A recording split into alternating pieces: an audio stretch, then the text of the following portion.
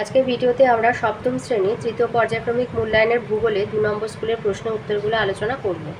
একের আয়তে আছে যে কাল্পনিক রেখার উপর ভর করে পৃথিবী পাক খায় তা হলো পৃথিবীর অক্ষ। 2 উত্তর গোলার্ধে দীর্ঘতম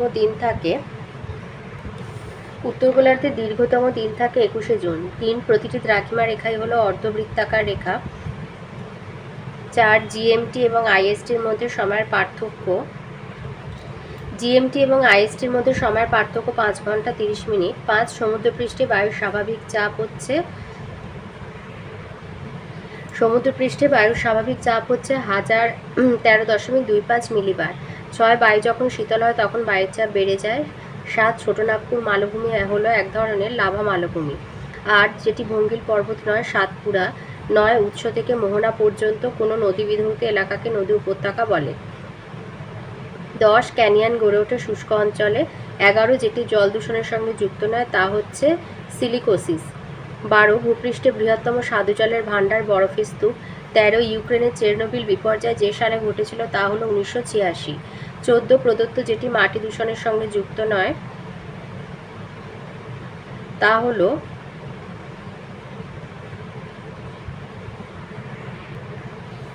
আচ্ছা, এখানে এটা একটু ভুল আছে, যেটি মাটি দূষণের সঙ্গে যুক্ত নয়। শিল্পায়নের ফলে মাটি দূষিত হয়, নগরায়নের কারণেও হয়, কৃষিকাজের জন্য হয়, অত্যধিক সার বা কীটনাশক ব্যবহারের ফলে। তো এটা যুক্ত হবে, মাটি দূষণের সাথে যুক্ত সবকটি ঠিক, তাই 9টা কেটে দিলাম। মাটি প্রদত্ত যেটি মাটি দূষণের সাথে যুক্ত সবকটি ঠিক, তাই 15তে দিয়েছে ইউরোপের বৃহত্তম হ্রদ ল্যাডোগা। আর 16তে রুডের রানী বলা হয় এসেনকে। 2 দাগের শুদ্ধ অশুদ্ধ। আয়তে দিয়েছে দ্রাঘিমা রেখাগুলি পরস্পর সমান্তরাল নয়, শুদ্ধ। 2 দিয়েছে নিম্নচাপের বায়ু সাধারণত ভারী হয়, অশুদ্ধ। 3 স্তূপ পর্বত বহির্জাত প্রক্রিয়ায় গড়ে ওঠে, অশুদ্ধ। 4 জল দূষণের ফলে ফ্লুরোসিস রোগ হয়, শুদ্ধ। আর 5 বলেছে লন্ডন অববাহিকার প্রধান নদী হচ্ছে রাইন, অশুদ্ধ। টেমস হবে। 3 আয়তে আছে পৃথিবীর অক্ষের প্রান্ত দুটি হলো বিন্দু। 2 বলেছে 2টি দ্রাঘিমা রেখার মধ্যে দূরত্ব সব থেকে বেশি হয় নিরক্ষরেখায়। 3 শুষ্ক বায়ুর থেকে আর্দ্র বায়ু ভারী হয়। 4 ভূপৃষ্ঠের স্থলভাগের 60% অংশে নদীর কাজ দেখা যায়। 5 প্লাস্টিক জল দূষণের অন্যতম প্রধান দূষক। আর 6 আমস্টারডাম হলো পোল্ডার ভূমির বৃহত্তম শহর। 4 একটি বা দুটি শব্দে উত্তর দাও। আয়তে দিয়েছে যা বছরের কোন মাসে আমরা সূর্যের সব থেকে কাছে আসি, জানুয়ারি মাসে। 2 চীনের হুয়াংহো অববাহিকায় কোন সমভূমি গড়ে উঠেছে, লোয়েস সমভূমি। 3 দিয়েছে আন্তর্জাতিক নদী কাকে বলে। লিখবে যে নদী একাধিক দেশের মধ্যে দিয়ে প্রবাহিত হয় তাকে আন্তর্জাতিক নদী বলে, যেমন সিন্ধু, ব্রহ্মপুত্র, ইউরোপের রাইন, দানিউব আন্তর্জাতিক নদী। 4 দিয়েছে ইউরোপের কোন অংশে তুন্দ্রা জলবায়ু দেখা যায়, ইউরোপের উত্তরাংশে তুন্দ্রা জলবায়ু দেখা যায়। 5 রুর অঞ্চলের প্রধান খনিজ সম্পদ কোনটি, রুর অঞ্চলের প্রধান খনিজ সম্পদ হচ্ছে কয়লা। 5 দাগে আসি। 5 আয়তে দিয়েছে, এগুলো 2 নম্বরের করে। 5 আয়তে বলেছে অন্তর্জাত প্রক্রিয়া কাকে বলে। ভূ অভ্যন্তরীণ শক্তি কাকে বলে। ভূ অভ্যন্তরীণ শক্তি যার অন্তর্জাত প্রক্রিয়া তাই। ভূ অভ্যন্তরে সৃষ্ট যে শক্তির দ্বারা ভূ আন্দোলন, অগ্ন্যুৎপাত, ভূমিকম্প সৃষ্টির ফলে নতুন ভূমিরূপ গঠিত হয় তাকে ভূ অভ্যন্তরীণ শক্তি বা অন্তর্জাত প্রক্রিয়া বলে, যেমন হচ্ছে গিরিজনীয় আলোড়ন, মহীভাবক আলোড়ন। অথবাতে আছে গ্লোবাল পজিশনিং সিস্টেম বলতে কি বোঝো। গ্লোবাল পজিশনিং সিস্টেম মানে জিপিএস। জিপিএস কি, কৃত্রিম উপগ্রহের মাধ্যমে পৃথিবী পৃষ্ঠের কোনো স্থানে অক্ষাংশ এবং দ্রাঘিমা নির্ণয়ের মাধ্যমে অবস্থান নির্ণয়ের যে পদ্ধতি তাকে জিপিএস বলা হয়। বর্তমানে বিমান, জাহাজ, দামি গাড়ি, ঘড়ি ও মোবাইল ফোনে জিপিএস থাকে। 2 দিয়েছে আইসোবার বা সমচাপ রেখা কি অথবা প্লাবনভূমি কাকে বলে। লিখবে নির্দিষ্ট সময়ে একই পরিমাণ বায়ুচাপযুক্ত স্থানগুলিকে মানচিত্রে যে রেখা দ্বারা যুক্ত করা হয় তাকে সমচাপ রেখা বলে। প্লাবনভূমি লিখবে নদীর নিম্ন প্রবাহে, এই যে এখানে এই প্রবাহ আছে, এখানে লিখবে নদীর নিম্ন প্রবাহে উপনদী প্রায় থাকেই না, বরং কিছু শাখা নদীর সৃষ্টি হয়। নদীর মধ্যে পলি, বালি, কাঁকর জমে নদী অগভীর হয়ে যায়, ফলে বর্ষার অতিরিক্ত জল দুকুল ছাপিয়ে বন্যার সৃষ্টি করে। নদীর দুধারে বিস্তীর্ণ জমিতে বন্যার সময় পলি সঞ্চিত হয়ে যে উর্বর ভূমি গঠিত হয় তাকে প্লাবনভূমি বলা হয়। চীনের হুয়াংহো নদীর নিম্নগতিতে এরকম প্লাবনভূমি দেখা যায়। 3 দিয়েছে অ্যাসিড বৃষ্টি কি অথবা দূষণ কাকে বলে। অ্যাসিড বৃষ্টি লিখবে বৃষ্টির জলের সঙ্গে বায়ুতে উপস্থিত বিভিন্ন অ্যাসিড মিশে অম্ল বৃষ্টি বা অ্যাসিড বৃষ্টি করে। আচ্ছা, দূষণ কাকে বলে? দূষণ বলতে সব রকমের দূষণই বোঝায়। তো সেই জন্য লিখবে যে পরিবেশের অবাঞ্ছিত পদার্থ মেশার ফলে যে কোনো জিনিসের ভৌত রাসায়নিক, জল, মাটি বা বায়ুর ভৌত রাসায়নিক এবং জৈব বৈশিষ্ট্যের পরিবর্তন ঘটায়, গুণমান নষ্ট করে এবং ফলস্বরূপ উদ্ভিদ, প্রাণী আর মানুষের ক্ষতির সম্ভাবনা দেখা যায়, তাকে সেই অবস্থাকে দূষণ বলা হয়। দূষণ যেহেতু শুধু দূষণ কাকে বলে বলেছে, সে দূষণ মানে জলও হতে পারে, মাটি বা বাতাসও হতে পারে। তাহলে পরিবেশের অবাঞ্ছিত পদার্থ জল, মাটি বা বাতাসের সাথে মেশার ফলে তার ভৌত রাসায়নিক এবং জৈব বৈশিষ্ট্যের পরিবর্তন ঘটায়, গুণমান নষ্ট করে এবং ফলস্বরূপ উদ্ভিদ, প্রাণী এবং মানুষের ক্ষতির সম্ভাবনা দেখা যায়, তখন এই অবস্থাকে দূষণ বলা হয়। 4 দিয়েছে পোল্ডার ভূমি কি অথবা ইউরোপের সরলবর্গীয় বনভূমি দুটি বৈশিষ্ট্য লেখো। পোল্ডার ভূমি কি? এইটা লিখবে যে নেদারল্যান্ড দেশটা খুব ছোট, তাই কৃষি এবং অন্যান্য কাজের জন্য জমিরও খুব অভাব। এই সমস্যা দূর করার তাগিদে দেশের উত্তর পশ্চিমে জুইডার্জি উপসাগরের বিশাল অগভীর জলভাগে উঁচু কংক্রিটের বাঁধ দিয়ে মাটি ভরাট করে নতুন ভূমি তৈরি করা হয়েছে। সমুদ্র থেকে উদ্ধার করা এসব নিচু সমতল ভূমিকে পোল্ডার ভূমি বলে।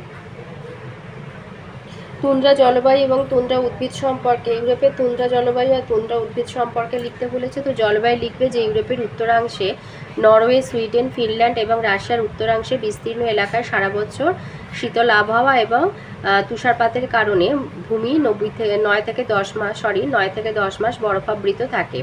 আর উদ্ভিদ হচ্ছে এখানে গ্রীষ্মকালে যখন 2-3 মাস ভূমি বরফ মুক্ত থাকে, তখন মস, লিচেন ইত্যাদি নানা ধরনের ছোট ফুলের গাছ জন্মায়। 7 দাগে আসি। 7 আইতে দিয়েছে নদীর উচ্চগতিতে গড়ে ওঠা যে কোনো দুটি ভূমিরূপের চিত্রসহ ব্যাখ্যা দাও। নদীর উচ্চগতিতে গড়ে ওঠা একটা ভূমিরূপ হচ্ছে, যেমন হলো গিরিখাত বা ক্যানিয়ন। নদীর পার্বত্য প্রবাহে যদি পার্বত্য অঞ্চলের কোনো শিলাস্তর অপেক্ষাকৃত কম কঠিন হয় এবং সেই অঞ্চলে বৃষ্টিপাত যদি বেশি হয়, তাহলে সেখানে নদী পার্শ্বের দিকে ক্রমশ ক্ষয়সাধন করতে থাকে। এর ফলে নদী উপত্যকা খুব সংকীর্ণ আর গভীর আকার ধারণ করে। তখন এই উপত্যকাকে দেখতে অনেকটা ইংরাজি ভি অক্ষরের মতো হয়। পার্বত্য প্রবাহে ইংরাজি ভি আকৃতি নদী উপত্যকা অত্যন্ত গভীর ও সংকীর্ণ হলে তাকে গিরিখাত বলে। যেমন নেপালের কালীগণ্ডকী নদীর গিরিখাত, আর এর অপর নাম অন্ধগালচি, যা পৃথিবীর গভীরতম গিরিখাত।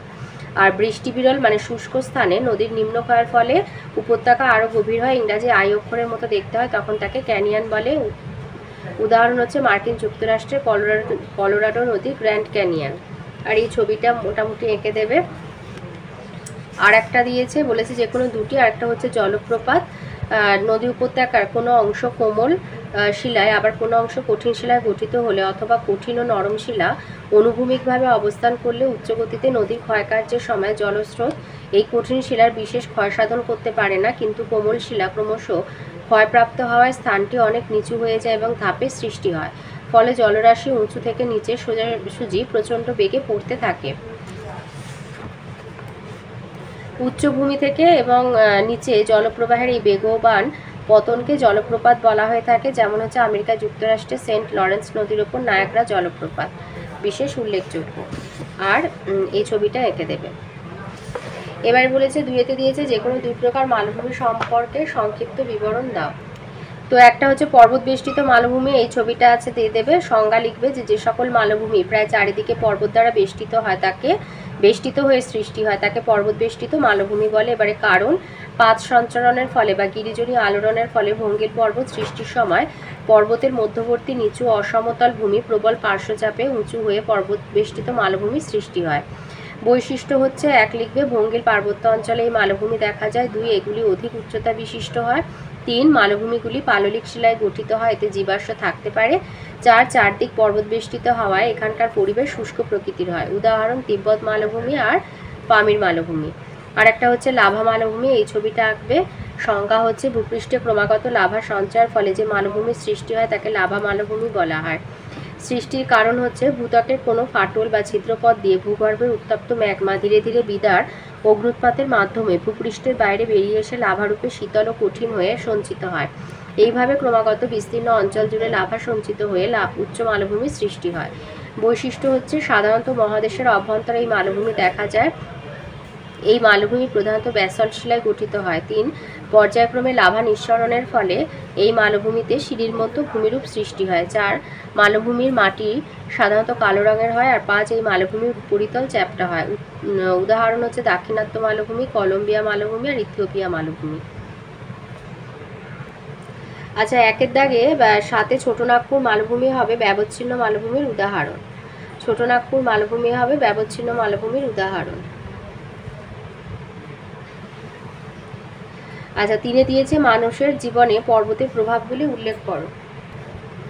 মানুষের জীবনে পর্বতের প্রভাব। 1 হচ্ছে জলবায়ুর ওপর প্রভাব। সুউচ্চ পর্বতশ্রেণী কোনো অঞ্চলে জলবায়ুকে নিয়ন্ত্রণ করে, যেমন ভারতের উত্তরে হিমালয় পর্বত অবস্থান করায় গ্রীষ্মকালে জলীয় বাষ্পপূর্ণ দক্ষিণ পশ্চিম মৌসুমী বায়ুর প্রভাব পেয়ে প্রচুর বৃষ্টিপাত ঘটে এবং শীতকালে সাইবেরিয়ার শুষ্ক শীতল বাতাস ভারতে প্রবেশে বাধাপ্রাপ্ত হয়।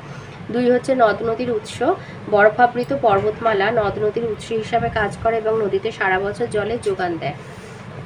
3 হচ্ছে বনজ সম্পদের প্রাচুর্য। পার্বত্য অঞ্চলে স্বাভাবিক উদ্ভিদ থেকে প্রচুর কাঠ, ভেষজ ওষুধ, ফল, মধু, মোম পাওয়া যায়। 4 পশুচারণ ক্ষেত্র। পার্বত্য অঞ্চলের তৃণভূমিতে পশুচারণ করে বহু মানুষ জীবিকা নির্বাহ করে। 5 ধাপ চাষ। পার্বত্য অঞ্চলে কৃষি অনুন্নত হলেও পর্বতের গায়ে ধাপ কেটে চা, কফি, ধান প্রভৃতি চাষ করা হয়। 6 শিল্প। বনজ এবং কৃষিজ সম্পদকে কাজে লাগিয়ে বন্ধু ভূপ্রকৃতিতেও চা শিল্প, কাগজ শিল্প, প্লাইউড শিল্প গড়ে উঠেছে। 7 হচ্ছে পর্যটন শিল্প। পার্বত্য অঞ্চলের মনোরম জলবায়ু এবং প্রাকৃতিক সৌন্দর্য পর্যটন কেন্দ্র স্থাপনে সহায়তা করে থাকে, যেমন ভারতে দার্জিলিং, মানালি, সিমলা এরকম উল্লেখযোগ্য কয়েকটি পর্যটন কেন্দ্র। 8 হচ্ছে জলবিদ্যুতের যোগান। পার্বত্য অঞ্চলে নদীগুলি খরস্রোতা হওয়ায় জলবিদ্যুৎ উৎপাদন করা যায়। 9 হচ্ছে বহিঃশত্রুর আক্রমণ রোধ। দুর্গম পর্বতমালা প্রাচীরের মতো অবস্থান করে দেশকে বহিঃশত্রুর আক্রমণ থেকে রক্ষা করে। হিমালয় পর্বতটি বহু প্রাচীনকাল থেকেই প্রহরীর মতো বহিঃশত্রুর আক্রমণ থেকে ভারতকে রক্ষা করছে। 4 দিয়েছে রুর শিল্পাঞ্চল গড়ে ওঠার অনুকূল পরিবেশ ব্যাখ্যা করো। রুর শিল্পাঞ্চল গড়ে ওঠার কারণ নানাবিধ ইউরোপ মহাদেশের নয়, সমগ্র পৃথিবীর অন্যতম শ্রেষ্ঠ শিল্পাঞ্চল। নানাবিধ শিল্প এবং তার সহযোগী বিভিন্ন প্রকার শিল্পের বিকাশ ঘটার অনুকূল কারণ। 1 হচ্ছে স্থানীয় উৎকৃষ্ট মানের কয়লা। রুর অঞ্চলের ভূত্বকের কাছাকাছি প্রায় উপরিভাগে উচ্চমানের অ্যান্থ্রাসাইট ও বিটুমিনাস কয়লা পাওয়া যায়। ওই কয়লা অল্প খরচে উত্তোলন করে লৌহ ইস্পাত শিল্পের কোক ও জ্বালানি হিসাবে ব্যবহার করা হয়। 2 হচ্ছে উন্নত পরিবহন ব্যবস্থা। সমগ্র অঞ্চলটি জলপথ, সড়কপথ, রেল ও বিমানপথের মাধ্যমে ইউরোপ সহ সমগ্র বিশ্বের সঙ্গে যুক্ত আছে। রাইন নদী এবং বিভিন্ন খালের মাধ্যমে উত্তর সাগর তথা আটলান্টিক মহাসাগরের সঙ্গে রুর অঞ্চলের সরাসরি সংযোগ আছে। 3 হচ্ছে আকরিক লৌহের প্রাচুর্য। রুর অঞ্চলে আকরিক লৌহের অভাব আছে, কিন্তু এখানকার শিল্পের প্রয়োজনীয় লৌহ আকরিক প্রতিবেশী দেশ মানে ফ্রান্স, সুইডেন, স্পেন, লুক্সেমবার্গ থেকে জলপথে সুলভে আমদানি করা হয়। 4 হচ্ছে পর্যাপ্ত জল সরবরাহ। রুর শিল্পাঞ্চলের প্রয়োজনীয় জল রাইন, রুর, লিপে, উপার, এমসার নদী থেকে পাওয়া যায়। 5 মূলধনের প্রাচুর্য। জার্মানির ধনী বণিক সম্প্রদায়, বীমা কোম্পানি ও ব্যাংকগুলি পর্যাপ্ত মূলধন বিনিয়োগ করে। 6 হচ্ছে সুলভ দক্ষ শ্রমিক। অঞ্চলটি ঘন বসতিপূর্ণ আর বহুদিন আগে থেকে লৌহ ইস্পাত শিল্প এখানে কেন্দ্রীভূত হওয়ায় স্বাভাবিক কারণে দক্ষ শ্রমিকের অভাব হয় না। 7 হচ্ছে উন্নত বাজার। রুর অঞ্চলের উৎপাদিত পণ্যদ্রব্যাদি শুধুমাত্র জার্মানির অভ্যন্তরে সীমাবদ্ধ থাকে না। উত্তর পশ্চিম ইউরোপ, এশিয়া, আফ্রিকার বিভিন্ন দেশে গুণগত মানের জন্য এখানকার পণ্যের চাহিদা ক্রমশ বৃদ্ধি পাচ্ছে। 8 হচ্ছে উন্নত প্রযুক্তিবিদ্যা। রুর অঞ্চলের বিভিন্ন শিল্পে আধুনিক প্রযুক্তির ব্যবহারের ফলে শিল্পোৎপাদিত পণ্য যেমন বেশি হয়, তেমনি খরচ অত্যন্ত কম পড়ে। 9 হচ্ছে শক্তি সম্পদ। স্থানীয় সুলভ তাপবিদ্যুৎ ও জলবিদ্যুৎ শিল্পে প্রয়োজনীয় শক্তি সরবরাহ করে। আর 10 হচ্ছে সরকারি নীতি। রুর শিল্পাঞ্চলে শিল্প স্থাপনের অনুকূল সরকারি নীতিসমূহ থাকায় নতুন শিল্প স্থাপনে কোনো সমস্যা হয় না। 5 আছে লন্ডন অববাহিকার অর্থনৈতিক পরিবেশের বিবরণ দাও। লন্ডন অববাহিকার অর্থনৈতিক পরিবেশ। 1 হচ্ছে কৃষিকাজ। এই অববাহিকায় কৃষিকাজের ব্যাপকতা কম হলেও স্থানীয় চাহিদা মেটানোর জন্য উন্নত যান্ত্রিক পদ্ধতিতে মিশ্র কৃষি ব্যবস্থা গড়ে উঠেছে। এখানে ছোট ছোট খামারে প্রচুর ফল ও শাকসবজি উৎপাদন করে ট্রাকের মাধ্যমে শহরে পাঠানো হয়। একে ট্রাক ফার্মিং বলে। নদী উপত্যকায় গম, যব, ভুট্টা, আলু প্রভৃতি চাষ করা হয়। 2 হচ্ছে পশুপালন এবং মৎস্য আহরণ। চিলট্রান ও ডাউন্স পাহাড়ের তৃণভূমিতে পশুপালন করা হয়, ফলে এখানে ডেয়ারি শিল্প উন্নতি লাভ করেছে। উত্তর সাগর আর টেমস নদী থেকে প্রচুর মাছও ধরা হয়। 3 পরিবহন। এই অববাহিকার রাজধানী লন্ডন শহরকে কেন্দ্র করে রেলপথ ও সড়কপথ জালের মতো ছড়িয়ে রয়েছে। টেমস নদী এবং লন্ডন বন্দরের মাধ্যমে জলপথ পরিবহন ব্যাপক উন্নতি লাভ করেছে। এছাড়া হিথ্রো, লন্ডন প্রভৃতি আন্তর্জাতিক বিমানবন্দরের মাধ্যমে আকাশপথে যোগাযোগ রক্ষিত হয়। শিল্প, খনিজ সম্পদের অভাব হেতু এখানে ভারী শিল্প গড়ে ওঠেনি, তবে উন্নত পরিবহন ব্যবস্থা এবং লন্ডন বন্দরের কারণে এখানে আমদানিকৃত কাঁচামালের উপর নির্ভর করে ইঞ্জিনিয়ারিং, মোটরগাড়ি নির্মাণ, জাহাজ মেরামত, কাগজ, রাসায়নিক, তথ্য প্রযুক্তি, দেশলাই, ডেয়ারি প্রভৃতি শিল্পের বিকাশ ঘটেছে। আর হচ্ছে বাণিজ্য, লন্ডন শহর পশম, চা, রবার ইত্যাদি পণ্যের প্রধান বাণিজ্য কেন্দ্র হিসাবে খ্যাত। এটি ইউরোপের বৃহত্তম পুনর্রপ্তানি বন্দর। এশিয়া আর আফ্রিকার বিভিন্ন দেশে উৎপাদিত দ্রব্য এখানে আসে এবং ক্রয় বিক্রয়ের পরে এই বন্দর দিয়ে অন্যান্য দেশে রপ্তানি করা হয়।